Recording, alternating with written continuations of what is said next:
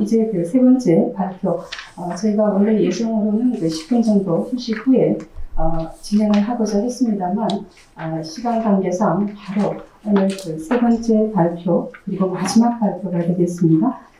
대구 섬유 패션 자료 실태와 디지털 아카이브 구축의 의미 세 번째 발표를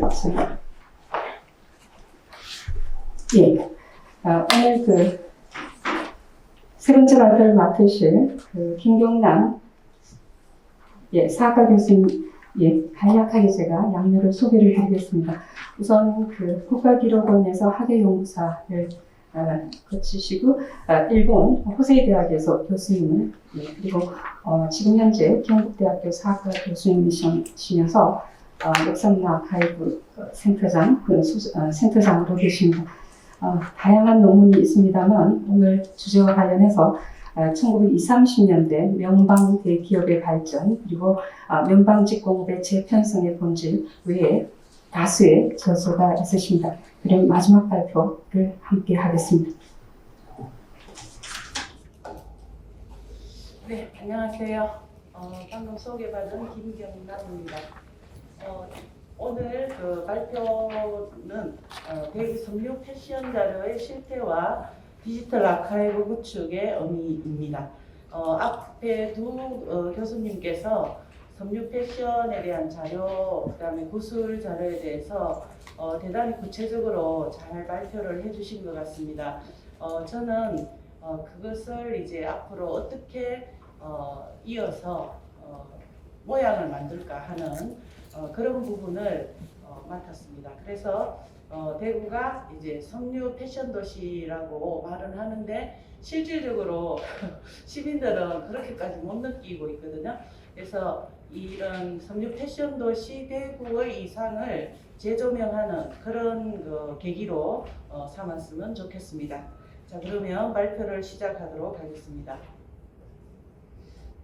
먼저 연구의 필요성과 목적 등에 대해서 말씀을 드리고, 그 다음에 섬유 패션 자료의 실태, 그 다음에 섬유 패션 관련 구술 아카이브에 대해서 말씀을 드리고, 마지막으로 섬유 패션 디지털 아카이브 구축의 의미에 대해서 말씀드리도록 하겠습니다. 먼저 연구의 필요성은 아까도 계속 이제 말이 있었지만, 대구가 이제 섬유 도시로서 잘 알려지고 있긴 하지만 1990년대 이후에 국제 정세와 최대 이윤을 목적으로 공장이 중국이나 베트남으로 가지 않았습니까? 그래서 그렇게 되면서 대구의 섬유 산업은 이제 침체기를 겪고 있었습니다. 더욱이 이제 지금 현재 인공지능 시기가 도래를 했고 또 코로나19도 있고 해서 섬유 산업에 상당히 난항을 겪고 있습니다. 하지만 대구에 계시는 분들, 제가 이제 여러 군데 다녀보면서도 느꼈지만 신소재 개발하고 뭐 이런 첨단 뭐 패션 이런 것까지 해서 상당히 이러한 도전에 직면해 가지고 열심히 노력을 하고 있었습니다. 이러한 시기에 새로운 발상의 전환이 필요한 시점이라고 생각을 합니다. 왜 대구 섬유박물관이 아카이브를 이야기하느냐라는 그런 그 의문들이 많이 있었거든요. 그런데 이 아카이브라는 것은 그냥 단순히 문헌만을 이야기하는 게 아닙니다. 아카이브는 문헌을 비롯해서 박물, 그 다음에 시청각, 기타 다양한 인간이 기록한 모든 것은 다 아카이브입니다. 그것을 이제 종합적이고 체계적으로 분리하고 그 다음에 관리하고 보존해서 우리들이 그 앞으로 지속 가능하게 살아갈 수 있는 미래를 마련하는 게 바로 아카이브입니다. 그래서 박물관에서도 지금 서울 역사박물관이나 중앙박물관이나 다양한 곳에서 지금 아카이브 작업을 하고 있습니다. 그렇게 보면 지금 대구 그 섬유박물관에서 하고 있는 이런 작업은 상당히 앞서가고 있는 것이라 할 수가 있습니다.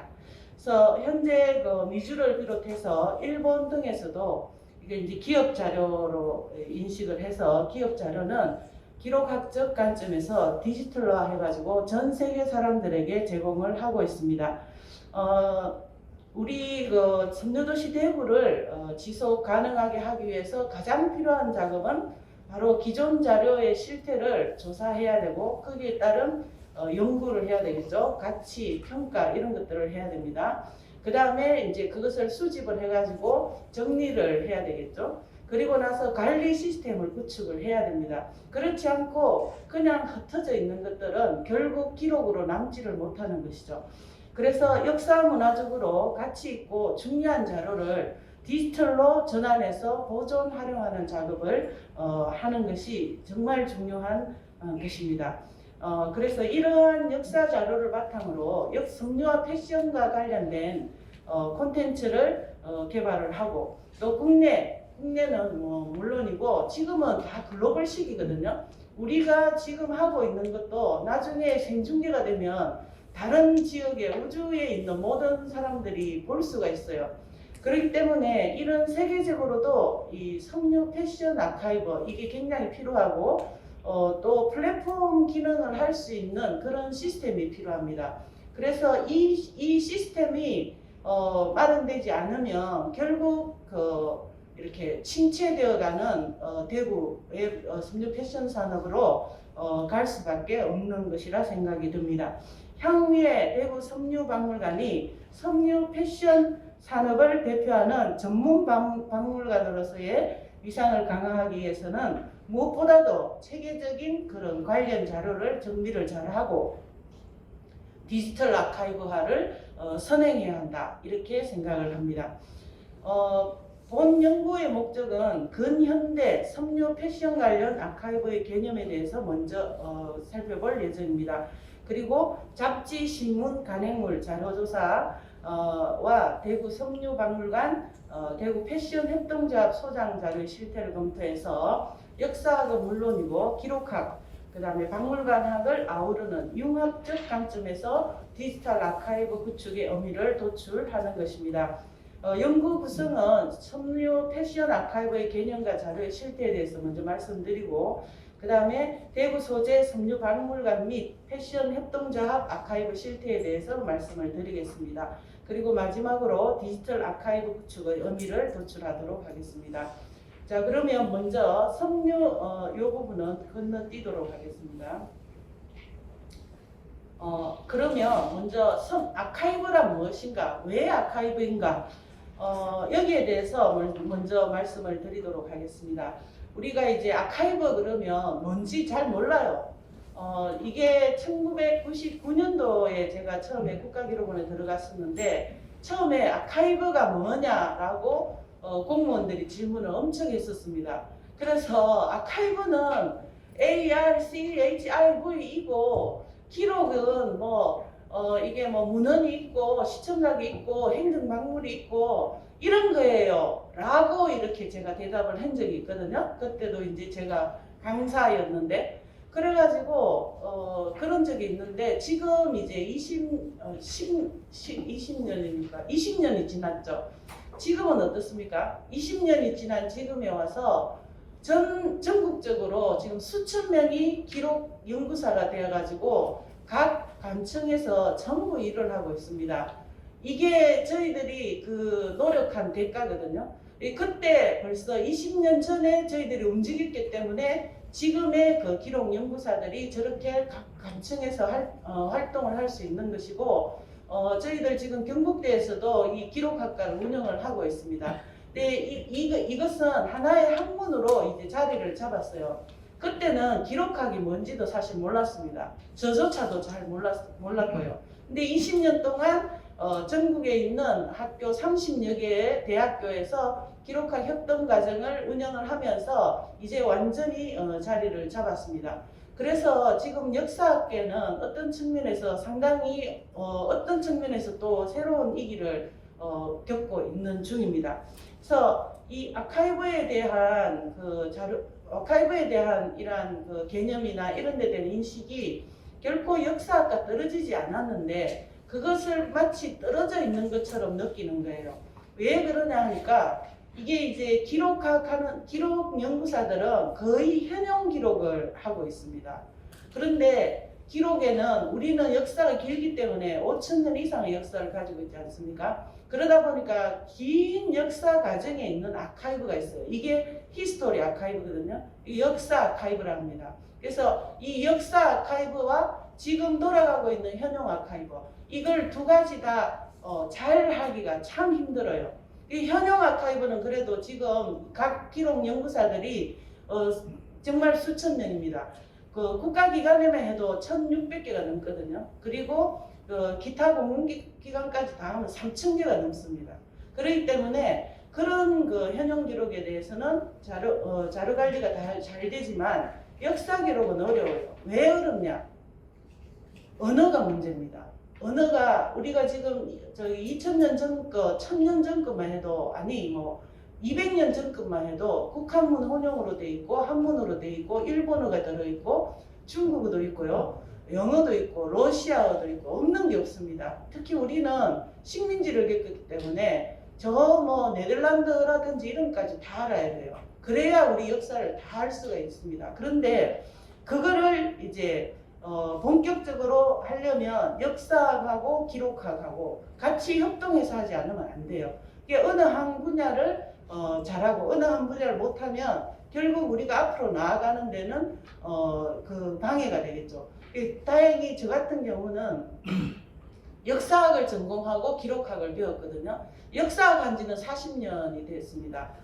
기록학을 한 지 20년이 됐거든요. 하다 보니까 기록학은 좀 지금 선생으로 활동을 하고 있고 사학은 원래부터 선생이고 이제 그런 상황인데요. 그래서 이제 이 아카이브에 대한 인식 이러한 것들이 새롭게 여러분들 인식에 좀 들어가면 좋겠다 하는 그런 바람을 가집니다. 그래서 아카이브는 무엇인가라고 했을 때 아카이브는 첫째 자료 이겁니다. 자료는 여러 가지가 있겠죠. 그 다음에 부서, 에이전시, 그 다음에 시설, 플레이스 이런 공간을 의미하는데요. 자료는 문헌뿐만 아니라 아까 말씀드렸다시피 박물이나 시청각이나 전자기록까지 포함하는 개념입니다. 그래서 아카이브는 현재의 사용을 목적으로 하는 정보가 있고 그 다음에 지속적이고 장기적인 가치를 보존하기 위한 정보로 이렇게 이루어집니다. 그래서 오래된 것 또는 오래 보존될 필요가 있다고 아키비스트가 평가를 하는 그런 역사 자료를 아카이브로서의 가치를 지닌다 이렇게 이야기를 하는 겁니다.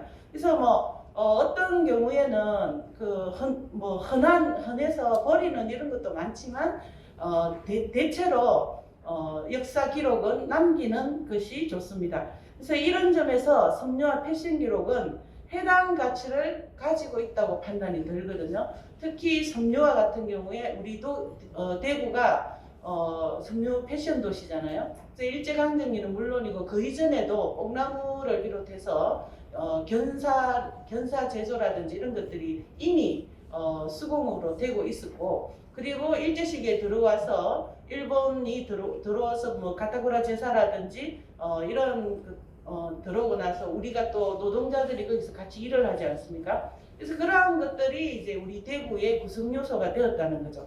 그런 점에서 어떤 자료가 나왔을 때 그것을 평가하고 남기는 작업 이것이 필요하고 그걸 남김으로써 박물관에서 그 스토리텔링을 해서 전시를 할 수 있는 겁니다.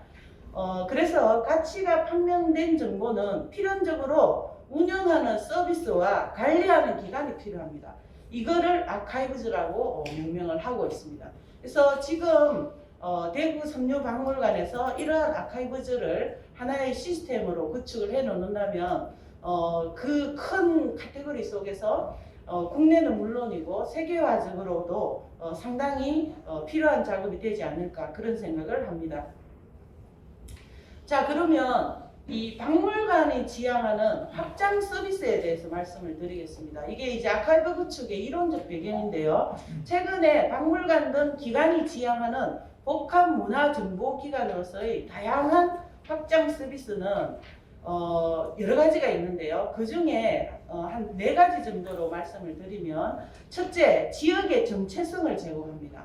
우리가 도대체 어디에 무엇을 하고 살고 있느냐 이거죠. 그리고 문화적 거점, 문화가 여러 하대가 있어요. 여기는 지금 약간 동떨어져 가지고 조금 그 장소성으로서는 좋지가 않지만 그래도 문화적 거점으로 이 역할을 할 수가 있다는 것입니다. 특히 디지털로 하면은 공간하고 상관없이 그 데이터 환경이 좋기 때문에 유튜브나 이런 것들을 통해 가지고 이 문화적 거점으로 역할을 할 수 있다는 겁니다. 그 다음에 두 번째는 뭐냐면 다양한 종류의 이용자가 있지 않습니까? 그거를 이렇게 변별력 있게 지식 정보 서비스를 제공하게 있게 합니다. 어린이에게 하는 거, 전문가에게 하는 거, 뭐 여러 가지가 있지 않습니까? 그 일반 주부에게 하는 거, 뭐 이런 여러 가지 지식 정보 서비스를 제공할 수 있도록 하고요. 세 번째로는 문화적 요구의 충족을 위해서 영상, 뭐 요즘 영상 빼면은 시체잖아요. 그리고 시각 자료 이런 거를 서비스를 연계해가지고 제공을 할 수가 있습니다. 그 다음에 마지막으로 복합문화정보기관으로서의 각종 시설을 운영하는 겁니다. 그래서 여기에 뭐 대구 섬유박물관이 있지만 사실 조그만한 그런 그 박물관들이 꽤 있거든요. 개인들이 만든 박물관도 있고 그렇기 때문에 박물관의 박물관이 돼야 돼요. 지역에서. 그걸 이제 데이터로 말하면은 메타데이터라고 이야기하거든요. 데이터의 왕이 메타데이터예요. 섬유박물관에서 이러한 역할을 함으로써 자잘자잘한 그러한 박물관들이 제 기능을 이렇게 유지할 수 있게 하는 이런 훌륭한 서비스 제공이 이 박물관이 지향하는 확장 서비스라고 할 수가 있습니다. 특히 디지털로 할 경우에는 이러한 것들이 굉장히 잘 되겠죠. 자, 그래서 이제 지금까지 아카이브에 대해서 말씀을 드렸고 이 섬유 패션 자료 디지털 아카이브를 그러면 왜 구축해야 되느냐? 아까 금방 말씀드린 거는 굉장히 원론적인 이야기죠. 이제 이거를 활용하기 위한 거예요. 기본적으로. 그래서 섬유 패션 관련 교육 체험 및 기획 전시를 이렇게 제안을 할 수가 있습니다. 근데 이거를 할 때는 그냥 하는 것이 아니고 디지털 아카이브 구축을 위해서 기본 계획을 수립을 해야 됩니다. 그리고 아카이브 구축에 임했을 때 효율적으로 활용을 할 수 있는 선별 평가 방법, 그 다음에 선별 수집 전략, 평가 방법과 절차 이런 것들을 하나하나 매뉴얼을 만들어야 돼요. 그래서 실제 예시를 바탕으로 제시할 필요가 있습니다. 자, 여기 보시면 섬유 패션 관련 교육 체험 및 기획 전시가 필요한 곳을 지도로 그려놓았습니다. 서울 같은 경우에는 한국산업기술진흥원, 한국섬유산업연합회 이런 것들이 있고요. 정영양 자수박물관 이런 것들도 있죠. 그 다음에 이 대구광역시 같은 경우에도 뭐 시청을 비롯해서 다양한 섬유 마케팅, 섬유산업연합회, 염색박물관 등등이 있습니다. 그래서 전국에 있는 이러한 섬유 계통의 그러한 박물관들을 아우르는 어떤 그런 역할을 할 수 있지 않을까 이런 생각이 듭니다. 자, 그 다음에 이걸 하기 위해서는 전문적 연구기술팀이 필요합니다. 이번에 저희들이 이제 이런 연구팀을 만들었는데요. 사실 이 학술대에도 그 연구팀이 없었으면 안 되는 겁니다. 이 자리를 빌어서 감사의 말씀을 전합니다. 유사 사업으로 국제보상운동 기념사업회에서 국제보상운동 기록물 디지털 아카이브 구축 사업을 했고요. 그 다음에 그 이후에 국제보상운동 기록물 연구조사 및 디지털라이징 사업을 했습니다. 그리고 서울공예박물관에 서울 근대간행물 공예기록 아카이브 이런 것들이 있는데요. 저희들이 연구팀에서 다 이제 진행을 했습니다. 이걸 하기 위해서는 옛날 문헌조사를 해독할 수 있는 능력을 보유한 역사학 전문가가 반드시 있어야 되고 그 다음에 체계적인 기록물 데이터베이스를 위해서는 메타데이터를 설계하고 이미지를 추출하고 편집의 가능한 그런 가능할 수 있는 기록학 전문가가 있어야 됩니다. 그리고 IT 기술을 보유한 인력 이 세 가지가 협업 체계가 굉장히 필요합니다.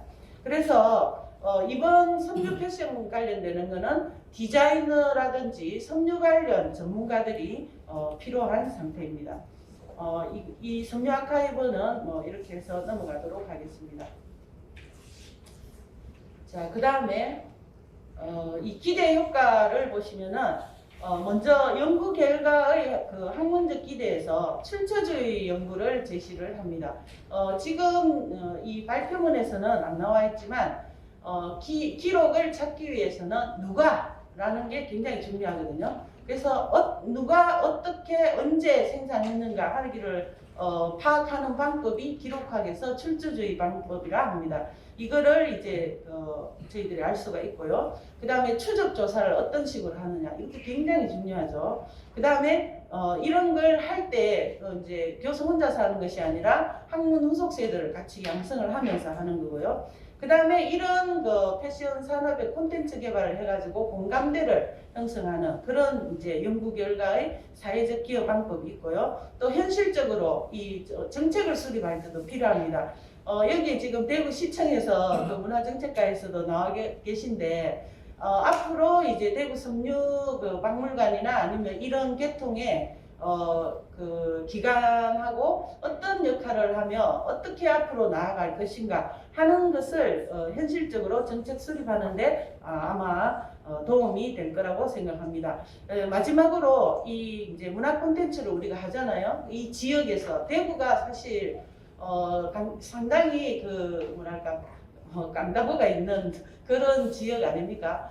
사람들이 함부로 하는 그런 데가 아니에요. 그래서 이런 지역에서 자기 정체성을 찾고 그걸 학생들도 같이 공유를 하고 앞으로 자기 후손들에게도 알리는 그런 작업을 할 수 있는 계기가 되지 않을까 그렇게 생각을 합니다. 자, 그러면 두 번째로 섬유 패션 아카이브의 실태 조사 부분을 말씀드리겠습니다. 여기 보시면은 앞부분에 그 고대가 있는데 그거는 빼고요. 근현대 대한제국기부터 말씀을 드리면 직물 섬유 방직 부분에서 주로 이제 조선 은혜회사 조합 요록이라는 잡지를 활용했습니다. 이거는 1921년부터 1942년까지 동양경제 15사가 만든 그 책입니다. 2년에 한 번씩 나오는데요. 여기에 대구라는 것을 넣어서 색인어를 해서 저희들이 찾았습니다. 그 다음에 현대 1945년 이후 현재까지는 경제영감이나 전국 주요 기업체 명감, 회사 영감, 그다음 전국 기업체 총람, 광업 및 제조업 사업체 명부 이런 것들을 찾았습니다. 여기에 뭐 경국이라든지 경국영감 여기에 대해서는 우리가 미처 찾지를 못했는데 그거는 이미 박희진 선생님께서 다 이제 찾으셨기 때문에 우리 이 연구팀에서는 생략을 했습니다. 먼저 이 컨텐츠 창조를 위해서는 기초조사를 해야 되는데요. 이 섬유의 역사에 대해서 알아야 됩니다. 대구의 섬유의 역사 변변한 것이 없습니다. 연구가 별로 안 돼 있어요. 있기는 있어요. 있기는 있는데 정말 별로 없어요. 특히 일제시기 거는 거의 없다고 해도 과언이 아닙니다. 그만큼 지금 안 돼 있는데 이게 이제 섬유라는 것이 근대에 들어와 가지고 원래 이제 우리가 짰잖아요. 그죠? 우리나라 사람들이 짜다가 영국이 제국주의화 하면서 일본을 이용해 가지고 영국의 면토를 우리나라로 대량 들여옵니다. 그러면서 우리나라에 있던 중소 그런 기업들은 대부분 이렇게 기업이 아니죠. 뭐 원래부터 하던 사람들은 그냥 싸니까 그걸 사 입게 돼요. 집에서 짠 거는 비싸잖아요. 별로 뭐 좋지도 않고 질도 안 좋고 그러니까 질 좋은 영국제, 질 좋은 일본제를 사서 쓰면서 많이 이렇게 없어집니다. 그런데 이 가격 경쟁에서 이길 수 없었던 이러한 자영 수공업자 이런 사람들의 몰락으로 실제로 대구 경북 지역에는 양장과 이런 목면 이런 것들이 굉장히 유명했었는데 이게 이제 완전히 몰락의 길로 접어들게 됩니다. 시간을 조금 알려주면 좋겠네요. 그리고 대구에는 이제 1870년대에는 외국산 섬유가 들어오고요.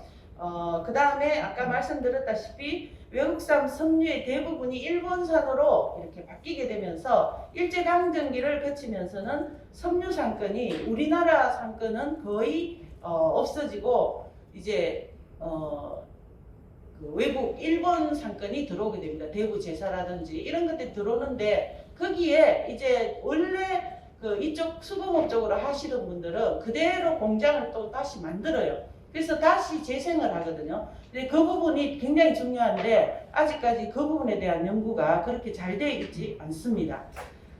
천연 섬유의 원료 조달이 이 대구 경북 지역은 수월한데요. 거기에 1911년에 오구라 다케노스케가 대구 전기 주식회사를 설립해서 전기가 도입되면서 대구 경북 지역에는 산업 자동화 시대가 열리게 됩니다.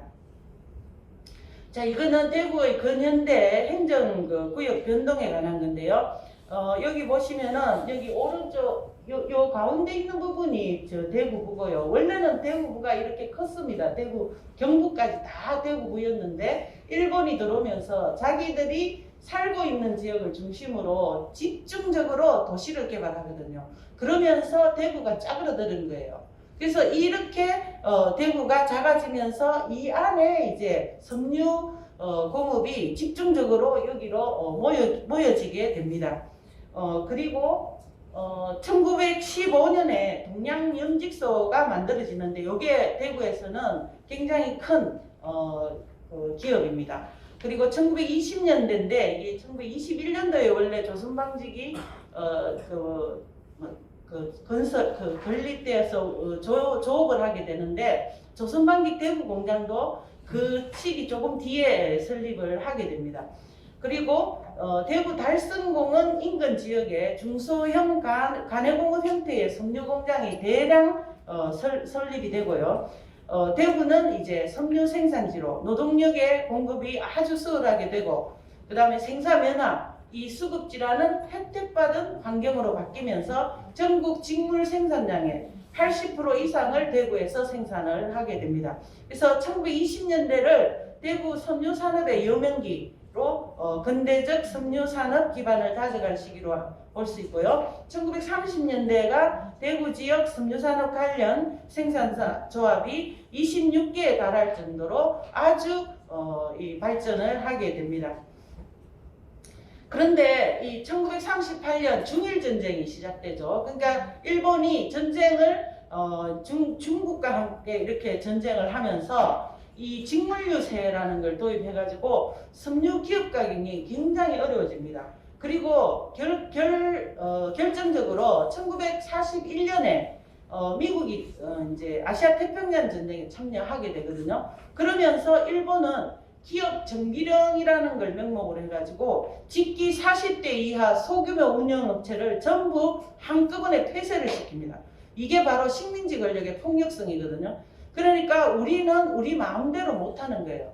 근대라 하더라도 그 근대 속에 포함되어 있는 이러한 식민서, 이러한 것이 바로 대구의 직물산업의 특징이었습니다. 그래가지고 해방이 된 이후에는 섬유기업이 10개 정도밖에 안 됐어요. 이렇게 이제 대구 근대의 그 섬유 그 유명기가 있었고요. 그 다음에 이제 1945년 해방 이후에 다시 스타트를 하게 되죠. 그래서 뭐 여기 일본에 보면 뭐 태동준비기 이런 식으로 해놨는데 태동준비기라기보다는 재정비 기간이라 할 수 있겠죠. 그래서 이런 이제 그걸로 나눌 수가 있는데 일제 시기에 일본의 중소규모 기계제사 공장 수와 자조제사 공장 수는 여기 보시다시피 1920년대가 1203개고 1930년대가 1604개입니다. 근데 우리 대구에 한국의 중소제사업과 중소견직무업의 분포사항을 보시면 총 279개소입니다. 그래서 경북에 제일 많죠. 46개, 34개, 25개 뭐 이런 식으로 돼서 대구, 경북이 가장 많았다 하는 것을 알 수가 있습니다.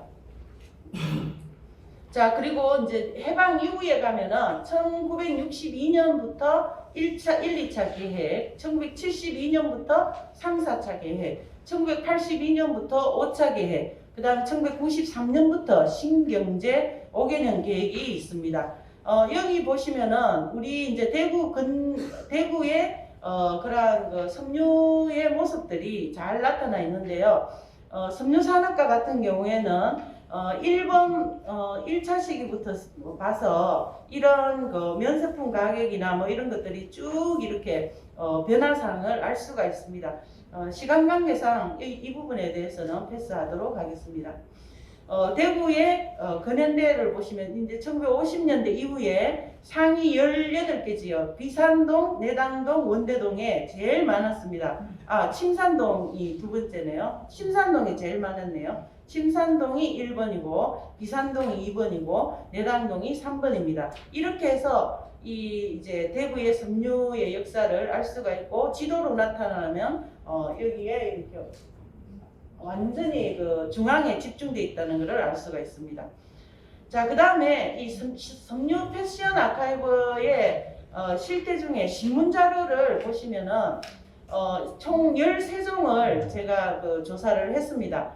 황성신문, 조선신문, 매일신보, 부산일보, 조선중앙일보, 경남일보 등등 여러 가지 그 신문이 있는데 이 중에 우리가 전부 다 조사를 하지는 못했고요. 이번에 3개월밖에 안 됐기 때문에 원래 이런 많은 것을 할 때는 한 2년에 걸쳐서 저희들이 조사 작업을 합니다. 근데 이번에 이번 사업에서는 이러한 부분을 어느 정도 있나 그 정도로 저희들이 조사를 했습니다. 이렇게 했고요. 그 다음에 이제 그 속에 나타나 있는 그 대표적인 것을 몇 가지 보여드리면 이게 이제 가타쿠라 제사방적에 대한 이야기거든요. 1900년입니다. 1900년 2월 20일자인데 이 가타쿠라 제사방적은 일본에서도 유명하고 세계적으로 아주 유명한 곳입니다. 바로 그 대구의 80년대 바로 옆에 있었습니다. 그래서 대구의 80년대에서 필요한 그 옷 같은 거 있죠. 그 군복 같은 거 이런 것들은 다 여기서 생산한다고 보시면 됩니다. 그리고 동양연직소하고 조선방직 주식회사 대구 조명공장 여기서 이제 면을 칠성동에 있었죠. 처음에 칠성동에 있다가 나중에 침산동으로 옮기게 되는데 이 조명공장에서 또 상당한 면으로 된 군복 뭐 이런 것들을 만들게 됩니다. 그리고 이제 이것도 이제 지금 편창 제사에 관한 건데요. 여기에 이제 이런 걸 기록할 때는 이제 취급할 때 주의해야 될 점은 편창 제사만 나온다 해가지고 편창 제사만 보면 안 됩니다. 그 안에 이제 편창 제사에서 일하던 노동자는 전부 조선인이거든요. 그러니까 편창 제사가 제1왕국이 됐다 해도 그 안에 있는 노동자가 어떤 생활을 했는지 아까 구슬이나 이런 작업을 통해서 그것을 이렇게 보충할 필요가 있어요. 이런 식으로 해서 아카이브를 종합적으로 활용할 필요가 있다는 겁니다. 그리고 대구 동양염직 동맹 파업에 대한 이야기거든요. 이런 것도 아까 금방 말한 거와 마찬가지로 아주 중요한 부분이죠. 그 다음에 이거는 동양면학 이게 이제 대구의 출장소 신설하는 문제입니다. 전국적으로 뭐 어떻게 됐다 하는 그런 이야기고요. 그 다음에 아까 그 조선방직 주식회사 대구 공장이 폐업을 했다 했는데 사실 38년 이후에 여기 보시면은 작업을 옮겨가며 불만을 드는 대구의 상황이 설명됐다 했잖아요. 근데 실질적으로 몇 년도인지 모르겠는데 그 이후에는 다시 대구 공장으로 가져오게 됩니다. 그럴 때 보면 대구에 살던 사람들이 그러한 그 작업을 하기 위해서 얼마나 지금 전시 체제거든요. 다 폐업하라 하면 해야 되는 그런 시점이에요. 그런데 이거 반드시 해야 된다라고 밑에 사람들하고 같이 활동을 해가지고 이걸 이제 다시 가동을 했다고 보시면 됩니다. 이런 걸 봐서라도 대구의 섬유의 역사는 굉장히 스펙타클하고 아주 중요하다는 것을 알 수가 있습니다. 자, 이건 넘어가도록 할게요. 그 다음에 기간지에 또 보면은 조선총독부 통계연부나 간보 직원노 이건 기본적인 겁니다. 여기에 이제 아까 박희진 선생님께서 말씀하셨던 여러 가지 그런 것들이 들어가야 되고요. 가장 중요한 자료 중에 하나는 조선은행 회사점 요록입니다. 이게 굉장히 많은데요. 그 중에 이제 대구 관련 자료들을 보면 안에 대주주라든지 사장, 그 다음에 자본금 이런 게 변화된 사항을 다 볼 수가 있습니다. 그래서 그거를 이제 데이터베이스화 해서 목록으로 올리고, 그 다음에 그 자료를 스캔을 해가지고, 그게 일본어로 되어 있으니까요. 한글로 바꿔가지고 데이터베이스를 해야 돼요. 그걸 하고 나서 이제 디지털라이징을 하는 거거든요. 그러니까 상당히 시간이 걸리고 하니까 우리나라 그 행정의 대표적인 게 뭡니까?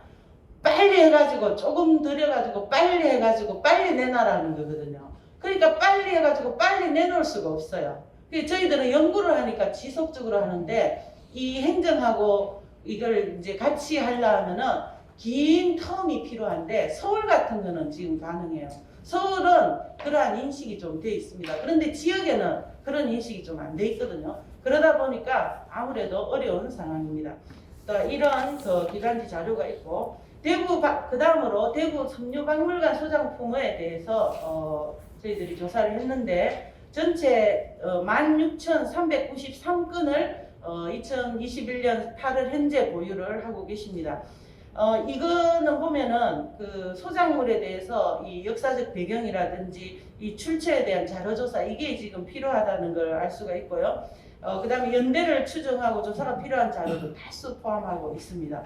그리고 대구 지역의 패션 디자인의 아카이브를 소장하고 있는데 그 디자이너의 또 역사 이런 것들도 좀 조사를 할 필요가 있고요. 직기와 방적기를 대량 보유하고 계신데 이게 굉장히 좋거든요. 이거는 이제 생산 기반 관련해 가지고 히스토리를 만들 아주 좋은 소재입니다. 특히 뭐 도요타 방적기라든지 이런 것들도 있던데 일제 시기에도 도요타 방적기가 1920년대에 경성방직에서 제일 먼저 가져왔었거든요. 그래서 이런 것들을 조사를 하면 앞으로 이제 스토리텔링을 할 수 있는 그런 것들이 많다 하는 것을 알 수가 있습니다. 이거는 이제 그 소장품 현황이고요. 그것을 이제 분류를 좀 해봤습니다. 그래서 섬유, 재료 및 제품, 기기, 종이 기록, 사진, 영상류, 구술, 기타, 박물류 이런 식으로 1차적으로 분류를 해봤습니다. 그런데 이제 이거를 좀 더 세분화 시켜야 되거든요. 그래서 대분류, 중분류, 소분류 이거를 다 시키고 거기에 이제 한 건 한 건 어떤 건이 있느냐 이렇게 분류를 해야 됩니다. 이게 이제 출처주의에 관련된 부분이고요. 이제 퐁분류라고 합니다. 그래서 요거는 이제 좀 기록학적으로 좀 더 면밀하게 고찰을 해야 될 필요가 있는데 아까 말씀드렸다시피 굉장히 어려운 작업이고 상당히 많은 시간이 요구되고 이게 이제 되면은 여러분들이 박물관에 이제 딱 그거를 전시할 수 있을 때 바로 사용할 수 있는 거죠. 그래서 미리 작업을 하는 건데 그래서 평가를 하는 겁니다. 가치평가 1등급, 가치평가 2등급 이런 식으로 평가를 하고 기획 전시에 뭐가 필요하냐, 그 다음에 상설 전시로 뭐가 필요하냐 이런 것들을 상근적으로 관리를 할 필요가 있다는 거죠. 그리고 이런 거를 할 사람이 또 필요하고요. 그래서 이런 걸 학술대회를 하고 나면 항상 좀 부족하다고 생각되는 부분이 행정적으로 그게 받쳐주질 않아요. 문화예산 제일 먼저 깎거든요. 그러니까 그런 부분이 항상 좀 아쉬움으로 남았습니다. 두 번째로 대구 패션 협동조합 소장전에 대해서 말씀드리겠습니다. 대구 패션 협동조합 간행물 도서실에 제가 가봤어요. 가니까 정말 놀라웠습니다. 세계의 패션, 그 다음에 국내 패션을 알 수 있는 도서, 간행물 다 소장되어 있어요. 지금 여기 우리 윤한영 상무님 와 계신데 이 15서가 정도 됩니다. 정말 중요한 걸 남겨놓으셨어요. 제가 정말 박수를 드리고 싶어요. 이 아카이브가 얼마나 중요한지 모르거든요. 근데 그거를 어쨌든 남겨놓으셨기 때문에 이 살릴 수 있는 지금 기회가 생긴 거예요.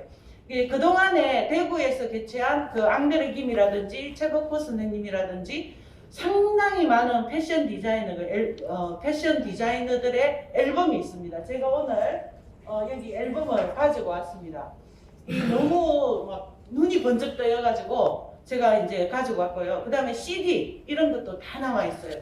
근데 다만 좀 아쉬운 것은 그 이제 아직 목록이 안 돼 있거든요. 그래서 저희들이 만약에 이게 되면 목록 작업도 좀 하고 싶고 뭐 하지만 이게 항상 그 학생들이 움직이려 하면 이게 머니가 필요해가지고 조금 이제 그런 게 아쉽습니다.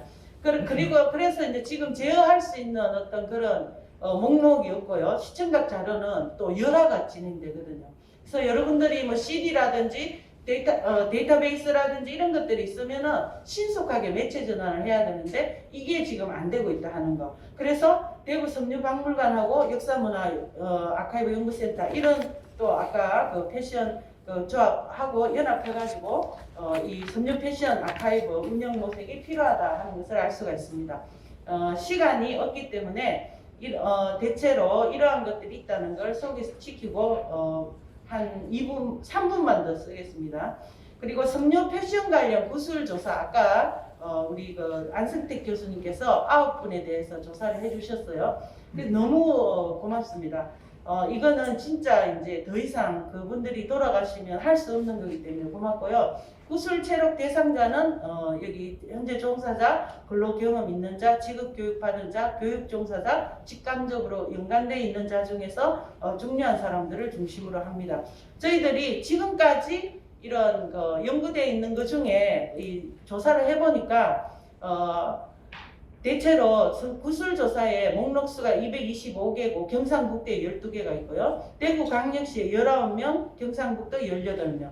그 지금 9명 했으니까 27명이 되겠네요. 이런 정도로 구술조사를 해놨고 그 이전에 또 더한 걸 찾으면 더 늘어날 수가 있습니다.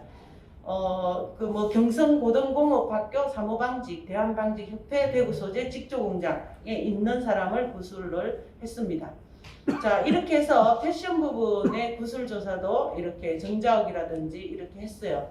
그리고 국내 디자이너 같은 경우에도 상당히 많은 사람들에 대해서 구술조사가 필요하다 하는 것을 알 수가 있습니다.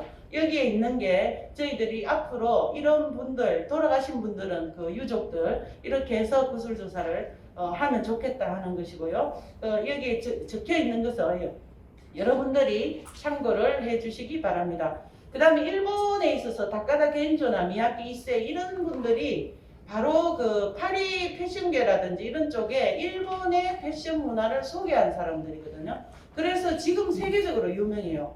그 가오쿠보 레이 선생 같은 경우에는 그 사무라이 복장을 패션화해가지고 전 세계화 시킨 사람이거든요.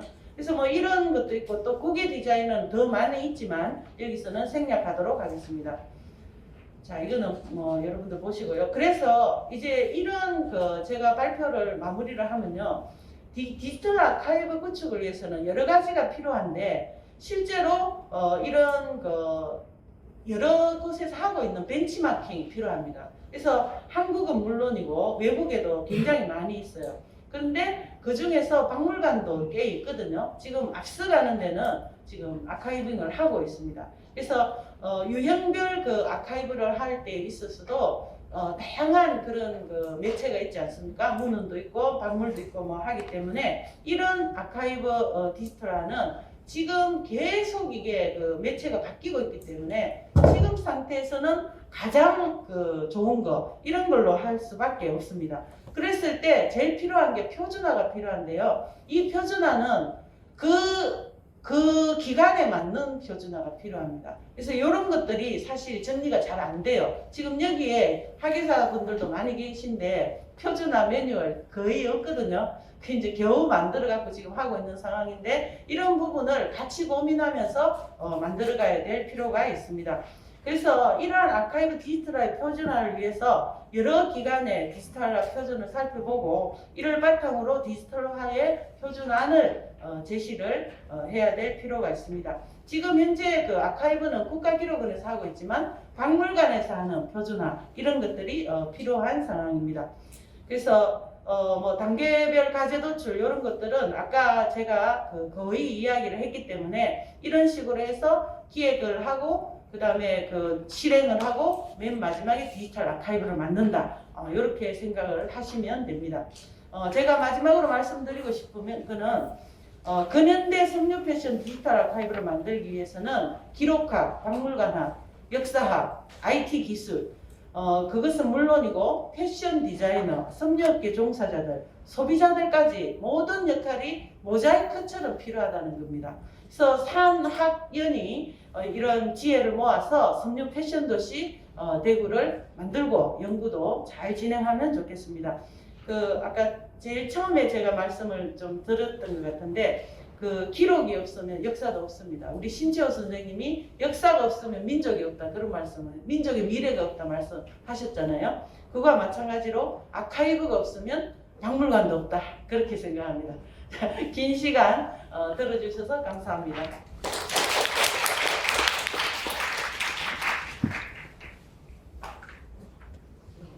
저기 우리 저 사회자분께서 시험 감독 가셨거든요. 그래서 제가 마지막으로 정리를 하겠습니다. 뭐에 대해서 말씀드렸는지는 잘 아실 것 같고요. 20분간? 10분간? 30분까지 이제 회장 정리하고 있을 테니까요. 휴식을 해주시기 바랍니다. 그럼 30분부터 종합 토론 및 라운드 테이블을 시작하도록 하겠습니다. 감사합니다.